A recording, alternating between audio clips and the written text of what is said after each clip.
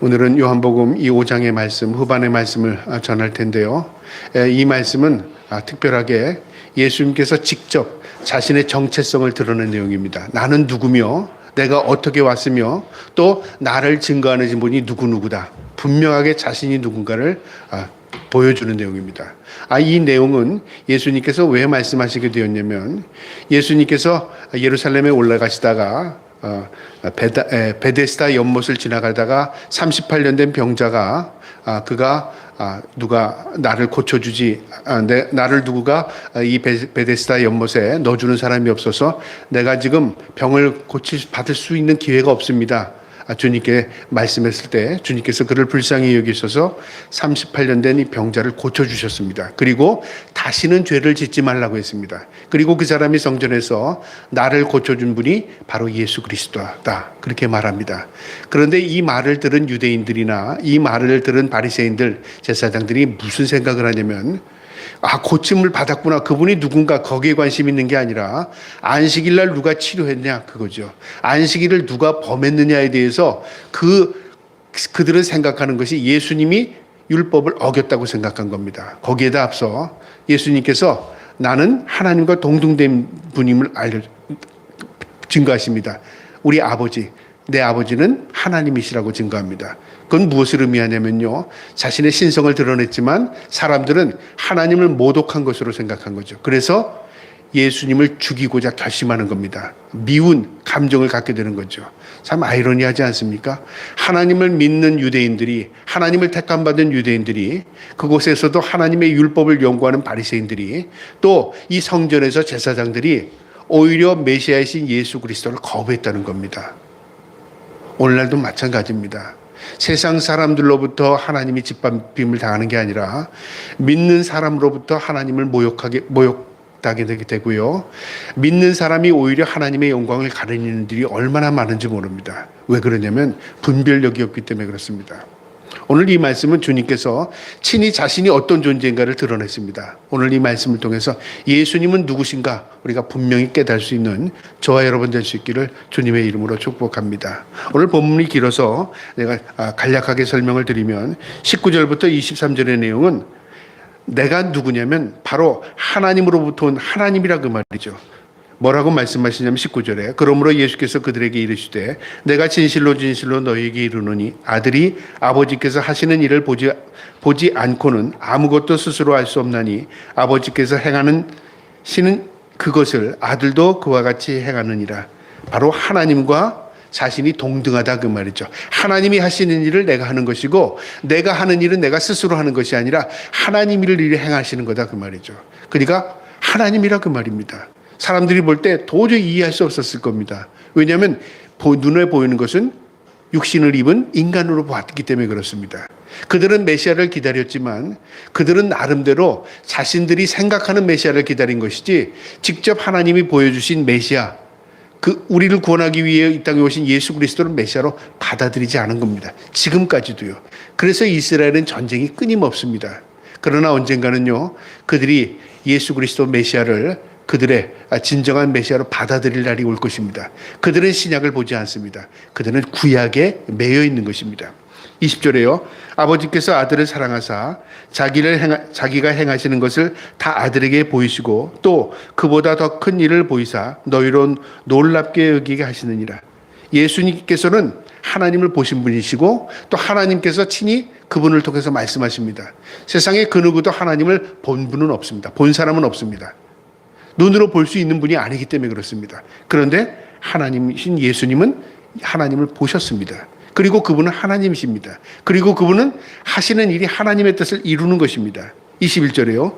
예수께서 죽은 자들을 일으키심과 같이 아들도 자기가 원하는 자들을 살리시느니라. 죽은 자를 일으킨다, 살려낸다, 생명을 줄 수 있다 그 말이죠. 생명의 근원이 되신다 그 말입니다. 여러분, 죽은 자를 살릴 수 있는 인간은 아무도 없습니다. 오직 하나님만이 죽은 자를 살릴 수 있습니다. 그런데 예수님은 죽은 자를 살리셨습니다. 그것이 역사고 그것이 진정으로 인간들이 깨달은 겁니다. 저분은 인간의 육신을 입고 있지만 하나님이시다, 그걸 보여주신 것인데 사람들은 그걸 믿지 않았습니다. 참 놀랍죠. 그러니까 사람들의 마음속에는요, 보고 믿는 게 아닙니다. 사실은요. 이미 믿지 않기로 단정했기 때문에 믿음을 받아들이지 않는 겁니다. 우리가 생각할 때 보여주면 믿을 것 같고 설명해주면 믿을 것 같고 그 다음에 어떤 것이 그분을 확신시켜주면 믿을 것 같잖아요. 믿음은 그렇지 않습니다. 믿음은요, 선물입니다. 하나님이 믿게 해주셔야 믿는 겁니다. 유대인들은 그 증거를 보여줬지만 믿지 않았습니다. 왜 믿지 않았냐면 예수 그리스도가 자신들의 생각한 것과는 맞질 않는 겁니다. 그들이 기다렸던 메시아는 왕의 모습으로 와야 했고요. 그들이 기다렸던 메시아는 권력을 가지고 와야 했고요. 그들이 가지고 있는 메시아는 힘을 가지고 자신들을 구원할 분이었다고 생각한 겁니다. 그런데 예수님이 이 땅에 오신 모습이 너무 초라해요. 그리고 그들이 믿을 만한 어떤 외적인 외모의 그 기준이 맞지 않았다 그 말이죠. 그래서 믿지 않은 겁니다. 그러나 예수님께서는 자신을 드러내십니다. 하나님의 아들이라고 드러내셨습니다. 그분은 죽은 자를 살려내십니다. 22절에요. 아버지께서 아무도 심판하지 아니하시고 심판을 다 아들에게 맡겼으니, 하나님이 직접 심판하는 게 아니라 이 메시아이신 예수 그리스도에게 심판권을 주셨답니다. 언제요? 마지막 때. 마지막 때 주님이 다시 오십니다. 그때는요, 우리를 구원하기 위해서 믿는 자들, 택함 받은 자들은 구원하시기 위해서 이 땅에 오시지만 궁극적인 목적은 심판입니다. 초림 예수님은 구원하기 위해서, 모든 인류를 구원하기 위해서 희생양으로 오셨다면 재림 예수는 어린 모습으로 오시지 않습니다. 심판주로 오십니다. 심판권을 하나님께서 위임하셨습니다. 그래서 예수님이 심판하시는 겁니다. 그 다음에 23절에요. 이 모든 사람으로 아버지를 공경하는 것 같이 아들을 공경하게 하려 함이니라. 아들을 공경하지 아니하는 자는 그를 보내신 아버지도 공경하지 아니하느니라. 여러분, 이 말씀은 우리가 이해하기가 쉽죠. 아버지를 공경하면 그 아들도 공경합니다. 아드님 그렇게 말하기도 하고요. 그 아버지를 봐서 아들을 높입니다. 그런데 아버지를 무시한다는 것은 아들도 무시하는 것이죠. 반대로 아들을 무시하는 것은 아버지를 무시하는 겁니다. 이처럼 이스라엘 백성들은 예수 그리스도 메시아로 이 땅에 오셨지만 그분을 영접하지 않았습니다. 그것은 그들이 하나님을 믿는다고 말은 했지만 하나님을 믿지 않는 겁니다. 머리로 믿는 것과요, 마음으로 받아들이는 건 전혀 다릅니다. 그들은 성경을 알았고요, 성경을 암송했고요, 성경을 연구했습니다. 그러나 메시아를 받아들이지 않았습니다. 성경을 모르는 것이 아니라 성경을 자의적으로 이해했다는 것이죠. 이게 문제라 그 말입니다. 24절에 내가 진실로 진실로 너희에게 이르노니 내 말을 듣고 또 나를 보내신 이를 믿는 자는 영생을 얻었고 심판에 이르지 아니하나니 사망에서 생명으로 옮겨졌느니라. 예수 그리스도를 믿으면 사망에서 생명으로 옮겨준답니다. 구원받는다 그 말이죠. 그런데 너희들은 너희 스스로 예수 그리스도를 거부했다 그 말입니다. 예수님께서 이 유대인들에게 그렇게 말한 겁니다. 그들은 몰라서 예수를 믿은 게 아닙니다. 이미 예수 그리스도를 마음속에 거부하고 있는 겁니다. 오늘날도 여러분 그걸 분명히 알아야 합니다. 아, 저 사람이 예수님을 몰라서 안 믿는 거구나. 아직 예수 그리스도를 몰라서 받아들이지 못하는 사람들은 그렇게 많지 않습니다. 이미 믿지 않으려고 결단한 겁니다. 아니요, 예수를 믿을 마음이 없는 겁니다. 그래서 예수 믿는 사람들이 예수를 믿으려고 해도요, 그들의 마음속에는 이미 난 예수 같은 거 안 믿어. 이미 거부가 하는 마음이 있기 때문에 그렇습니다. 그걸 뭐라고 말해야 됩니까? 우리는 항상 이해시키면, 설명해주면, 그 다음에 좋은 것으로 그를 설득하면 믿을 것 같지만요, 믿음은 그렇게 생기는 게 아닙니다. 그래서 우리는 어떻게 기도해야 되죠? 저 사람이 이해해 주세요, 저 사람 믿게 해주세요, 그렇게 기도해야 합니까? 성경적으로 우리가 어떤 믿음을요, 그 사람에게 믿을 수 있게 해주는 것은 하나님 저를 하나님의 백성, 구원 백성으로 삼아달라는 겁니다. 하나님 저 사람이 믿음을 갖게 해주세요. 하나님 믿음을 선물로 주세요. 그가 하나님의 구원의 백성들 삼아주세요, 그 말입니다. 우리는 위탁하고 하나님께 맡길 뿐입니다. 주권은 하나님께 있는 겁니다. 내가 잘해서, 내가 설명을 잘해서, 내가 설득력이 있어서 그 사람이 구원받는 게 아닙니다. 전적인 하나님의 구속의 은혜입니다. 25절에 진실로 진실로 너희에게 이르노니 죽은 자들이 하나님의 아들의 음성을 들을 때가 오나니 곧 이때라. 듣는 자는 살아나리라. 언제? 모든 사람들이 예수 그리스도께서 메시아이시며 그분이 하나님이심을 모두가 알게 될 때가 있어요. 믿느나 믿지 않거나. 마지막 때 심판주가 되셔서 이 땅에 오셨을 때 모든 사람들이 깨닫게 될 겁니다. 무덤이 열리고 죽은 자들이 다 살아나는 역사가 일어나고요. 그 다음에 죽었던 자들이 살아남을 통해서 구원받는 자가 있고 심판받는 자가 두 분은 완전히 갈라집니다. 그때는 깨닫게 됩니다. 아, 예수님이 심판 주셨고 그분이 하나님이시구나. 그런데 그때는 이미 늦었어요. 왜냐하면 심판이 시작됐기 때문에. 그래서 우리에게 지금 살아있는 동안 지금이 기회입니다. 믿을 수 있는 기회는 지금 여기입니다. 그런데 우리는 항상 생각하기를 기회가 온다고 생각합니다. 기회를 내가 잡을 수 있다고 생각하고요. 시간이 지나서 내가 여유 있을 때 얼마든지 믿을 수 있다고 착각하는 거죠. 여러분, 믿음은 그렇지 않습니다. 믿음은요, 지금 여기입니다. 내가 이 기회를 놓쳐버리면 결코 믿음을 회복할 수가 없습니다. 그래서 주님께서 우리 심판주로 오시면 그때는 분명히 모든 것이 드러납니다. 26절에 아버지께서 자기 속에 생명이 있음같이 아들에게도 생명을 주어 그 속에 있게 하려고. 생명이 하나님께 있습니다. 그리고 그 아들이 예수 그리스도 하나님이시기 때문에 그분에게 생명이 있습니다. 우리가 예수 그리스도를 믿음으로 생명을 취하는 겁니다. 우리는 마른 막대기에 불과합니다. 예수 그리스도에게 우리가 붙어 있으면 생명을 우리가 공급받아요. 그래서 요한복음 15장에 나는 참 포도나무요 너희는 가지라, 그 말이 있죠. 우리는 마른 막대기에 불과하지만 우리가 예수 그리스도에게 접붙임을 당하면 우리가 생명을 움터요. 그리고 우리가 참된 생명을 갖게 되는 겁니다. 우리가 세상에 많은 사람들이 있지만 모두 예수 그리스도에게 붙어 있는 게 아닙니다. 지금의 보기에는 다 그냥 비슷비슷한 것 같아요. 그러나 생명과 사망의 심판의 날이 오게 되면요, 붙어 있는 자는 생명을 취하게 되고 떨어 있는 자는 사망을 얻게 되는 겁니다. 생명과 사명은 오직 하나님께, 예수 그리스도에게 있는 것입니다. 그것을 말씀합니다. 28절에 이를 놀랍게 여기지 말라. 무덤 속에 있는 자가 다 그 음성을 들을 때가 오나니. 무덤 속에 있는 자가 누굴까요? 죽은 자들이, 그 말이죠. 여러분, 죽음은 다 끝난 것 같죠? 죽은 자들은 다시 살아날 때가 있습니다. 여기서 살아난다는 것은요, 두 가지입니다. 심판받기 위해서 다시 부활하는 자들이 있고 영생을 얻기 위해서 부활하는 자들이 있어요. 부활은 육체의 부활이 아닙니다. 그럼 영혼이 부활한다? 신령한 몸을 입고 부활합니다. 우리가 그걸 분명히 알아야 될 것은요, 육체가 다시 모여져서 다시 여기다 영혼을 덮어쓴다, 그게 아닙니다. 이미 우리의 육체는 흙으로 왔으니 흙으로 돌아갈 육체입니다. 죄악으로 인해서 우리는 썩어질 존재입니다. 그러나 우리의 영혼은 하나님께서 새로운 신령한 몸을 입혀주십니다. 그러니까 우리가 흙으로 돌아가는 건 당연한 것이고요, 우리가 흩어져서 먼지가 되는 건 당연한 겁니다.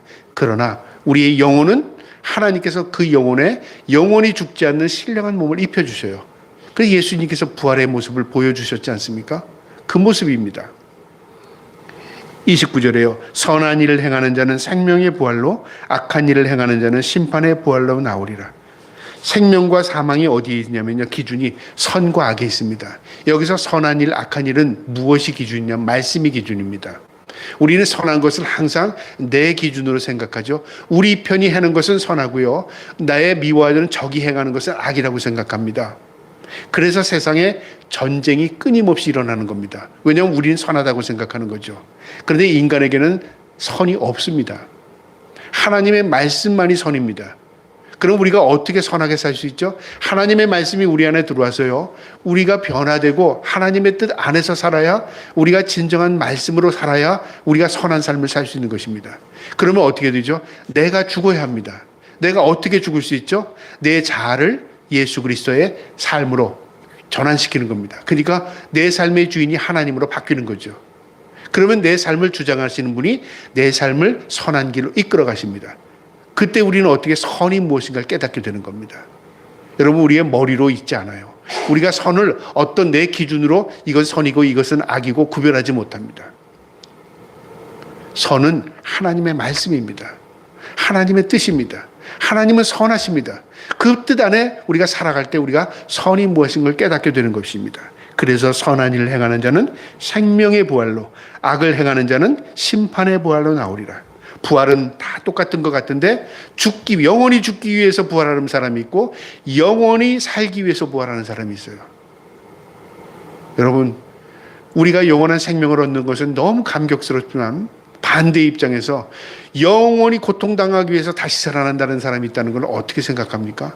참으로 처참하고 참으로 비참하고 참으로 두렵지 않습니까? 영원히 고통받기 위해서, 죽음이 없는 죽음을 당하기 위해서, 말이 좀 그렇지만요, 날마다 죽기 위해서 다시 부활하는 겁니다. 날마다 고통받기 위해서 다시 부활하는 겁니다. 그런 심판이 있다는 겁니다. 이 심판이 오기 전에 예수 그리스도 구주를 우리가 하나님의 은혜로 영접하는 것, 이게 놀라운 은혜입니다. 그 다음에 이제 30절부터의 내용은 예수님께서 자신의 정체성을 분명히 드러내십니다. 나를 증거하는 분이 누구냐 그 말이죠.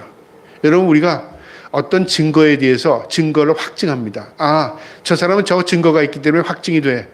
증거가 없다면 말뿐일 것이죠. 예수님이 하나님이시라는 증거가 있어야 되잖아요. 그죠? 그 증거를 하나님께서 말씀하셨어요. 먼저 예수님께서 하나님이시라는 걸 누가 증거했냐면 세례 요한이 증거했습니다. 그런데 세례 요한의 증거를 주님께서 보고 그거에 대해서 위안을 받거나 그것 때문에 나는 하나님이다, 그렇게 증거하는 게 아닙니다. 세례 요한이 증거한 것은 사람들을 이해시키기 위한 증거였습니다. 그래서 천병과 같은 역할, 빛과 같은 역할을 했습니다. 그러나 주님께서는 그것을 위탁하지 않습니다. 주님 스스로가 증거하시는데요, 오늘 그 말씀입니다. 30절에요. 내가 아무것도 스스로 할 수 없노라. 듣는 대로 심판하노니 나는 나의 뜻대로 하려 하지 아니하고 나를 보내신 이의 뜻대로 하려 함으로 내 심판은 의로우니라. 주님께서 임의적으로 심판을 하시는 것 같지만 하나님의 뜻 가운데서 심판한다 그 말이죠. 그러니까 예수 그리스도의 심판은 곧 하나님의 심판이시고요, 하나님께서는 예수 그리스도에게 모든 심판권을 위탁하셨습니다. 그리고 그 예수 그리스도의 심판은 곧 하나님의 심판이 되는 겁니다. 하나님은 동등하신 분이십니다. 누구와요? 예수 그리스도는 하나님과 동등하시다 그 말이죠. 31절에 내가 만일 나를 위하여 증언하면 내 증언은 참되지 못하되 내가 나를 위하여 증언한다. 그러니까 나는 하나님이야 라고 하는가, 내가 설명을 통해서 사람을 설득해서 하나님을 이해시킨다면 그건 내가 설득을 당한 것이지 그것이 증거가 되지 않습니다. 여러분, 우리가 재판장에 있으면은 재판관을 우리가 설득을 해서 그 재판을 이길 수 있을까요?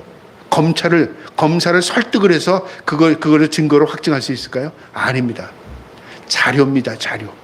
예를 들어서 그 증거에 자료가 있던가, 증거에 물건이 있던가, 어떤 증인이 있던가, 그걸 통해서 확증하는 겁니다. 철저하게 재판은요, 증거 우선입니다. 증거. 예수님께서 하시는 말씀이 내가 지금 말로 너희에게 증거하는 게 아니라 그 말이죠. 역사를 통해서 증거한다 그 말이죠. 그러면서 내가 만일 나를 증거하면 참되지 않다. 32절에 나를 위하여 증언하시는 이가 따로 있으니 나를 위하여 증언하시는 그 증언이 참될 줄 아노라. 예수님을 증거하는 따로 증거 자료가 있다는 겁니다. 그러면서 세례 요한을 이야기하는데요, 너희가 요한에게 사람을 보내매 요한이 진리에 대하여 증언하였느니라. 요한은 이 땅에 예수님부터 먼저 오셔서 6개월 전에 태어나셔서 예수 그리스도의 천병 역할, 빛의 역할을 감당하신 분입니다. 그 이야기를 합니다. 그러나 나는 사람에게서 증언을 취하지 아니하노라. 다만 이 말을 하는 것은 너희로 구원을 받게 하려 함이니라. 우리를 구원받게 하기 위해서 세례 요한이 와서 먼저 천병 역할을 한 것이다. 그러나 세례 요한이 한 것, 그것이 증거의 전부가 아니라 그 말이죠.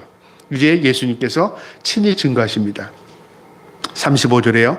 요한은 켜서 비추시는 등불이라 너희가 한때 그 빛을 즐거이 있기를 원하였거니와. 요한이 증거하는 것을 즐거워했고 요한이 세례를 받았고 요한이 증거를 하나님의 말씀으로 받은 겁니다. 너희가 즐거워했다 그 말이죠. 내게는 요한의 증거보다 더 큰 증거가 있으니 내가 증거하는 증거는 사람인 요한이 증거하는 것보다 더 큰 증거가 있답니다. 어떤 증거일까요? 보세요. 아버지께서 내게 주사 이르게 하시는 역사, 곧 내가 하는 그 역사가 아버지께서 나를 보내신 것을 나를 위하여 증언하는 것이요. 역사가 나를 증거한대요. 어떤 역사일까요? 히스토리를 말하는 게 아닙니다. 예수님이 하신 일이 역사입니다. 죽은 자를 살려내시죠. 병자를 일으키시죠. 죄를 사하여 주시죠. 이 모든 것들, 주님께서 하시는 모든 일들을 가만 보면 인간이 도저히 흉내낼 수도 없고 인간이 할 수도 없습니다. 그 역사를 봐라 그 말이죠. 예수님이 하시는 일을 봐라. 이거 하나님이시다 그 말입니다. 그것이 증거입니다. 그 다음에 그것만 있는 게 아닙니다. 37절에 또한 나를 보내신 아버지께서 친히 나를 위하여 증언하셨으니 너희는 아무 때에도 그 음성을 듣지 못하였고 그 형상을 보지 못하였으며 그 말씀이 너희 속에 거하지 아니하니 이는 그가 보이신 일을 믿지 아니함이라. 하나님이 증거하신답니다. 근데 하나님이 어떻게 증거하셨냐면요, 세례 요한에게 세례를 줄 때 하늘이 열리고 성령이 비둘기처럼 임하시면서 이는 내 사랑하는 자요 내 기뻐하는 아들이라고 말합니다. 친히 아들이라고 말씀하셨고요. 그 다음에 시내산에서 변화산에서 기도할 때 이 베드로에게 나타나서 말씀하십니다. 이는 내 사랑하는 아들이라. 그의 말을 들으라. 구름 속에서 들려오는 음성을 들었습니다. 하나님의 음성을 베드로가 들은 겁니다. 그것뿐만 아니라 구약의 모든 선지자들, 구약의 시편의 기자들, 구약의 모든 인물들이 다 예수 그리스도가 이 땅에 오심을 미리 증거했습니다. 그 성경이 증거한다 그 말이죠. 하나님의 말씀이 증거했습니다.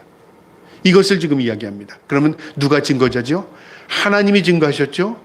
유대인들이 그토록 연구하는 말씀이 증거했죠. 그 다음에 예수님께서 그의 역사, 그의 삶으로 증거하고 계십니다. 그럼 더 이상 뭐가 필요합니까? 세상의 모든 것들이 바로 예수 그리스도가 메시아이심을, 그분이 하나님이심을 이미 모든 것들이 증거하고 있다 그 말입니다. 그 말씀 속에 거하지 아니한다. 그다음에 39절에요. 너희가 성경에서 영생을 얻는 줄 생각하고 성경을 하거니와 이 성경이 곧 내게 대하여 증언하는 것이니라. 너희가 성경을 연구하고 성경을 암송하고 성경을 읽고 그렇게 하지만 성경은 이미 예수 그리스도를 증언하는 것입니다. 그런데 그들은 구원이 어디서 온다고 생각하냐면 성경을 연구하고 율법을 지키고 율법에서 구원을 온다고 착각한 겁니다. 여러분, 율법은 무엇을 우리에게 알게 하는 거죠? 구원을 알게 하는 겁니까? 죄를 알게 하는 것입니다. 율법을 통해서 우리가 율법을 다 지키지 못하는 죄인임을 깨닫게 하는 겁니다. 인간에게 소망이 없으면 율법을 통해서 가르쳐 줍니다. 그럼 어디에 소망이 있죠? 이 땅에 소망이 없습니다. 주님께서 육신의 몸을 입고 이 땅에 오셔서 그분이 우리를 대신해 죽으심을 통하여 우리가 그분을 믿음으로 구원이 생기는 겁니다. 믿음으로 은혜를 입게 된 겁니다. 거기에 생명이 있음을 가르쳐 준 겁니다. 율법은 우리가 죄인임을 깨닫게 하는 것이고 은혜는 예수 그리스도입니다. 유대인들이 그걸 믿지 않은 겁니다. 율법을 통해서 구원받는다고 생각했고 율법이 곧 우리를 구원한다는, 그래서 연구하는 겁니다. 결국 잘못 이해하는 것이죠. 그러나 너희가 영생을 얻기 위하여 내게 오기를 원하지 아니하였도다. 내게 오기를 원하지 않았답니다. 스스로 거부했다 그 말이죠. 오늘날 우리가 예수를 믿지 않는 사람들의 대부분은요, 스스로 예수 그리스도를 거부하는 겁니다. 내가 이해가 되지 않아서, 내가 몰라서, 내가 예수 그리스도를 아직 깨닫지 못해서 그게 아닙니다. 이미 땅끝까지 복음을 전한 이제 그런 순간이 거의 다 됐습니다. 이제는 예수님을 모르는 사람들이 거의 없습니다. 그런데 왜 그들이 예수님을 알면서도 믿지 않죠? 내 마음속에 이미 거부하는 겁니다. 아이고, 예수를 믿는다고 무슨 구원이 있어? 생명이 거기 어디 있어? 세상을 봐. 구원이 거기 있는가? 세상에서는 내가 잘 먹고 잘 사는 게 내 영생의 구원이고, 내가 높아지는 게 영생의 구원이고, 내가 이 땅에서 만끽하고 누리고 사는 것, 그게 진짜지라고 착각하고 있는 거죠. 여러분, 그거는 눈에 보이는 육안에 있는 것이 전부라고 생각하는 겁니다. 그러나 눈에 있는 것이 전부가 아니라 보이는 것보다 보이지 않는 것이 더 많답니다. 성경 말씀입니다. 우리가 이해되는 것이요, 눈으로 보고 이해하는 게 아닙니다. 이 내 마음속에 어떤 것들이 결정해 나가는 게 참 많아요. 그래서 미국의 이 심리학자들이 연구한 거 보면은 저 사람이 왜 저런 생각을 가지고 있느냐는 환경적인 영향도 아니고요, 어떤 배움의 영향도 아니고 그 본성이 그 사람을 결정한답니다. 아, 저 사람은 저런 성향, 편향된 성향을 가지고 있구나. 저 사람은 저렇게 마음을 그쪽으로 향하고 있구나. 그럼 그 마음을 돌이키는 분이 누구죠? 하나님이십니다. 하나님을 만나게 되면 내 삶이 뒤집어지는 겁니다. 하나님의 전적인 은혜가 없이는요, 우리가 예수 그리스도를 믿을 수가 없는 겁니다. 나는 사람에게 영광을 취하지 아니하노라. 42절에 다만 사람을 사랑하는 것이 너희 속에 없음을 알았노라. 하나님을 사랑하는 것이 너희의 없음을 알았노라. 예수를 믿지 않는 것은 하나님을 믿지 않는 것이고요. 하나님을 믿지 않는다는 것은 하나님을 사랑하지 않는다는 겁니다. 인정하지 않는다는 겁니다. 하나님을 인정하지 않기 때문에 예수님을 받아들일 수 없다 그 말이죠. 참 놀라운 말이죠. 나는 하나님을 믿는데 예수님은 못 믿겠어. 그건 하나님을 못 믿겠다 그 말입니다. 43절에 나는 내 아버지의 이름으로 왔음에 너희가 영접하지 아니하나 만일 다른 사람이 자기 이름으로 오면 영접하리라. 이게 무슨 말입니까? 하나님으로 이름으로 오신 이 메시아는 거부했지만요. 다른 사람을 자기 이름으로 오면 영접한답니다. 사람들이 영광을 추구하는 것이 사람들의 속에 눈에 보이고요. 그 사람 생각하기에 저 사람이 참된 영광의 존재라고 자기가 인식하게 되면 그 영광을 추구하며 따라가게 된다 그 말이죠. 눈에 보이는 영광을 따라가요. 권력자. 저게 영광이구나. 권력자를 따라요. 그 다음에 많이 가지고 있는 재물을 많이 가지고 있는 부자. 저게 영광이구나. 그 길을 따라간다 그 말이죠. 그게 영광으로 착각하는 겁니다. 예수 그리스도는 그들에게는 영광이 없어요. 무엇에 영광이 있습니까? 이 땅의 부귀영화, 이 땅의 권력, 이 땅에 누리고 사는 것, 내가 추구하는 것의 영광을 생각하고 그것을 추구하는 겁니다. 그러면서 44절에요.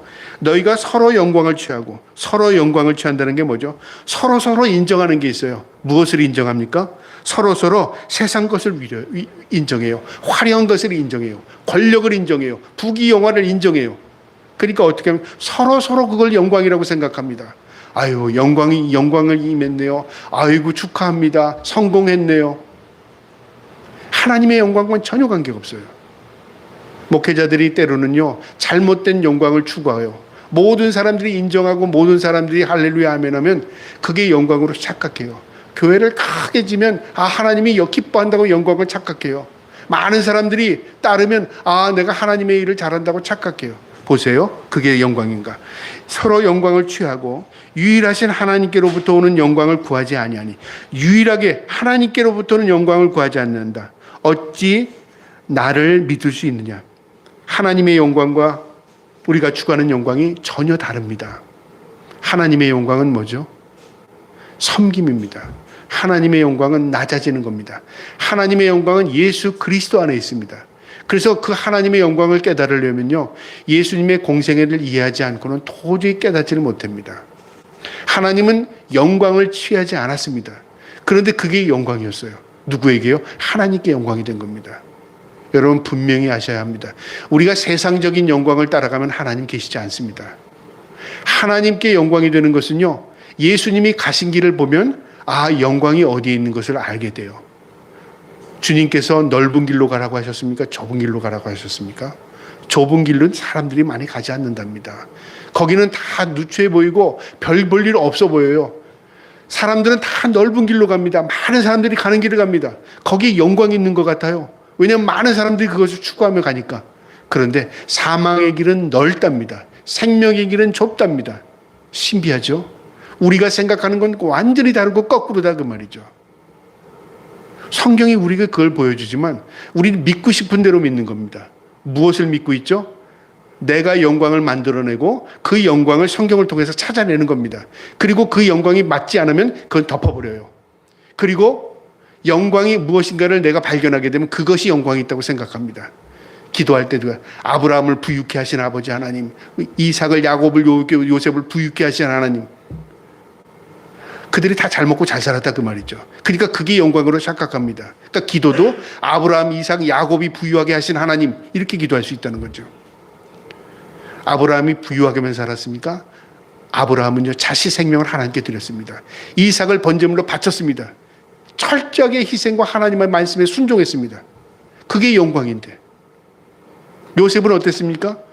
자신을 희생시켜서 형제들을 구원해냈습니다. 그런데 그것은 영광이라고 말하지 않는 거죠. 우리가 추구하는 영광은 세상적인 것입니다. 하나님이 우리에게 가르쳐준 영광은 거기에 없다는 걸 우리에게 가르쳐줍니다. 어디에 있다고요? 예수 그리스도 안에 있답니다. 그분이 살아간 공생애가 영광입니다. 45절에 내가 너희를 아버지께 고발할 생각을 하지 말라. 너희를 고발하는 이가 있으니 곧 너희가 바라는 자 모세니라. 예수님께 우리가 따르지 않아서 예수님이 우리를 고발해서 우리가 지옥 간다, 그렇게 생각하지 말라 그 말이죠. 너희가 고발당하고 너희의 죄목은 누구에게냐면 모세가 한 말씀을 따르지 않았다 그 말이죠. 모세는 누구예요? 인간입니다. 모세는 하나님을 만난 분입니다. 모세는 하나님의 말씀을 받은 사람입니다. 율법으로 기록했습니다. 그리고 이 말씀대로 살아라. 하나님의 말씀이다. 하나님의 백성들이 아멘, 우리가 하나님의 말씀대로 살겠습니다 그랬습니다. 이게 언약 관계입니다. 하나님은 말씀하셨고 모세는 그 말씀을 백성에게 전달했고 백성들은 아멘으로 화답하면서 우리가 하나님의 말씀으로 살겠습니다. 그 언약이 생겼습니다. 약속이죠. 그럼 하나님이 이스라엘 백성과 함께 하시겠다는 그거죠. 그런데 이스라엘 백성들은 아멘, 하나님의 말씀대로 살겠습니다 해놓고 하나님의 말씀을 거부했어요. 어떻게 거부했죠? 내 뜻대로, 내 생각대로, 내 임의대로 말씀을 해석하기 시작한 겁니다. 오늘날 우리의 모습이 바로 그런 모습입니다. 하나님의 말씀으로 돌아가자는 것은 재해석하자는 말이 아닙니다. 하나님이 무엇으로 말씀하셨는가를 원래 그 본문, 그 말씀의 의미를 깨닫고 그 말씀대로 살아가자 그 말입니다. 그런데 우리는 하나님의 말씀으로 돌아가지 않아요. 어떻게 돌아갑니까? 자꾸만 우리의 생각을 첨가시켰다 그 말이죠. 그러니까 결국은 왜곡된 신앙으로 살아가는 게 오늘날 우리의 모습입니다. 46절에요. 모세를 믿었더라면 또 나를 믿었으니 이는 그가 내게 대하여 기록하였습니다. 모세가 기록한 것은 하나님의 말씀입니다. 하나님의 말씀은 곧 예수 그리스도에 대한 증거입니다. 예수 그리스도를 믿는다는 것은 하나님의 말씀인 율법이 무엇을 의미하는지를 알게 되는 거죠. 우리가 죄인임을 깨닫게 되는 겁니다. 우리가 죄인이기 때문에 예수 그리스도를 만나지 않으면 살 방법이 없습니다. 그런데 유대인들은 예수 그리스도를 만나지 않아요. 무엇을 만납니까? 율법을 통해서 그들이 율법을 성취하고 율법을 지키고 율법을 연구하면 구원이 있다고 거기에 착각한 거죠. 그러니까 너희를 잘못 믿은 거구나. 너희가 잘못된 길로 가고 있구나. 주님께서 그거 말씀하십니다. 마지막 47절에요. 그러나 그의 글도 믿지 아니하거든 어찌 내 말을 믿겠느냐 하시니라. 모세가 기록했던 글 하나님의 말씀도 그 말씀도 믿지 않는데 어떻게 내가 하는 말을 믿겠느냐. 그럼 무엇을 의미하죠? 너희가 이미 너희의 마음이 닫혔다 그 말이죠. 믿을 자세가 되지 않았다. 이미 너희는 너희 마음속에 믿지 아니하기로 작정했다 그 말입니다.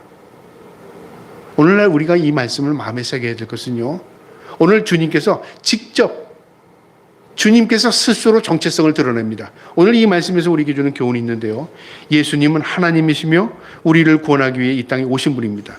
그분은 구원 주시고 그분은 창조 주시고 그분은 육신의 몸을 입고 이 땅에 오신 메시아이십니다. 그분만이 생명을 갖고 계신 분이십니다. 우리가 믿음으로 예수님을 믿음으로 구원받는 겁니다.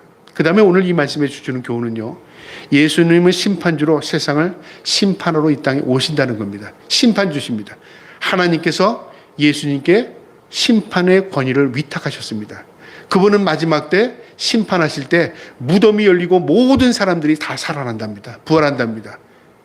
죄인들은 영원한 심판으로, 의인은 영원한 구원으로 하나님께서 분명히 말씀을 통해서 우리에게 말씀하십니다.